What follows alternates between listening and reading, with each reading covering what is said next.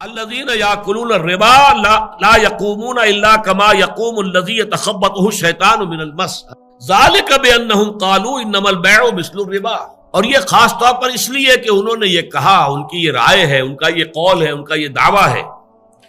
کہ یہ بیع و شرع جو ہے، تجارت جو ہے، یہ بھی تو ربا کی طرح ہے۔ آپ نے 100 روپے کا جوتا خریدا، 110 کا بیچ دیا، 10 آپ کو بچ گئے۔ آپ نے 100 روپے کسی کو دیے، 110 لے لیے، 10 کی بچت ہو گئی آپ کو، کیا فرق ہے؟ یہ ہے حجت بازی، دلیل بازی،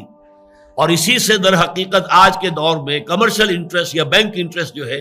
اس کے لیے سارے جواز بڑے بڑے جو ہیں دانشور لوگ، خالد اسحاق صاحب جیسے وکیل کراچی کے اور ایس ایم ظفر صاحب جیسے وکیل لاہور کے، انہوں نے جا کے جو آرگیومنٹس دیے فیڈرل شریعت کورٹ میں کہ یہ ربا نہیں ہے، یہ سود نہیں ہے، یہ کمرشل انٹرسٹ یا بینک انٹرسٹ جو ہے یہ نہیں، بلکہ وہ یوزری ہوتی تھی جو عرب میں ہوتی تھی، یا مہاجنی سود جو ہوتا ہے، یا یہ جو پٹھان جو ہے سود لیتے ہیں جس طریقے سے، وہ سود ہے کہ جس کو قرآن نے حرام کیا ہے۔ کاروباری سود، کمرشل انٹرسٹ، بینک انٹرسٹ، یہ سود نہیں۔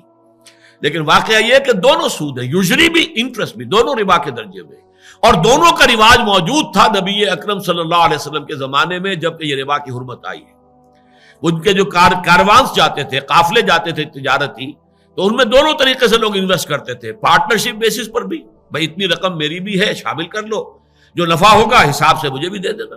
نقصان ہوگا تو ٹھیک ہے میں بھی برداشت کروں گا۔ اور کچھ لوگ کہتے ہیں ہم تمہیں رقم دے رہے ہیں، ہمیں تو اتنے فیصد تم نفع دینا ہے تم نے، باقی تم جانو کتنا نفع تمہیں ہوتا ہے، تمہیں 100% ہو جائے، ہمیں تو 10%، 15% دے دینا بس، لیکن ہم تو نفع لیں گے ہر شکل میں۔ یہ سود تھا، تو کاروباری سود بھی تھا، اور اپنے ذاتی ضروریات کے لیے جسے یوزری کہا جاتا ہے وہ بھی تھا، اور دونوں کو یکساں حرام کیا ہے قرآن مجید۔ تو یہ ان کا قول نقل ہو رہا ہے کہ یہ بیع بھی تو ربا کی طرح ہی ہے۔ فرمایا انما البیع مثل الربا واحل اللہ البیع وحرم الربا، حالانکہ اللہ نے حلال ٹھہرایا ہے سوداگری کو، تجارت کو، بیع و شرع کو، اور حرام کیا ہے ربا کو۔ اب یہاں خاص طور پر جو نوٹ کرنے کے قابل بات ہے وہ یہ ہے کہ اعتراض عقلی کیا گیا تھا، جواب عقلی نہیں ہے، ترک کو مانا ہے۔ اللہ نے یہ فیصلہ کیا ہے، گویا کہ اس میں منطق کیا ہے، پہلے تم یہ طے کرو کہ اللہ کو مانتے ہو کہ نہیں، محمد کو اللہ کا رسول مانتے ہو کہ نہیں، اور یہ قرآن اللہ کا کلام مانتے ہو کہ نہیں۔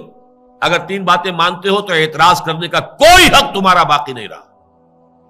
واللہ یعلم وانتم لا تعلمون، اللہ جانتا ہے تم علم نہیں رکھتے۔ لا یحیطون بشیء من علمہ الا بما شاء، ابھی ہم پڑھ چکے ہیں آیت الکرسی میں، اس کی جو بھی علم میں سے کوئی شے، کوئی مخلوقات میں سے کوئی احاطہ کر ہی نہیں سکتے سوائے اس کے جو وہ خود چاہے۔ اس اعتبار سے جب اللہ کو مانا ہے، رسول کو مانا ہے، قرآن کو مانا ہے، تو اعتراض کرنے کا حق تمہارا ساقط ہو گیا۔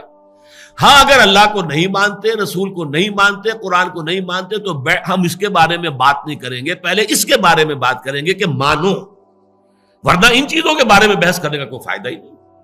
ہم تو اس کو مانتے اس لیے کہ اللہ نے حرام کیا ہے، باقی اس کے لیے عقلی دلائل بھی ہیں،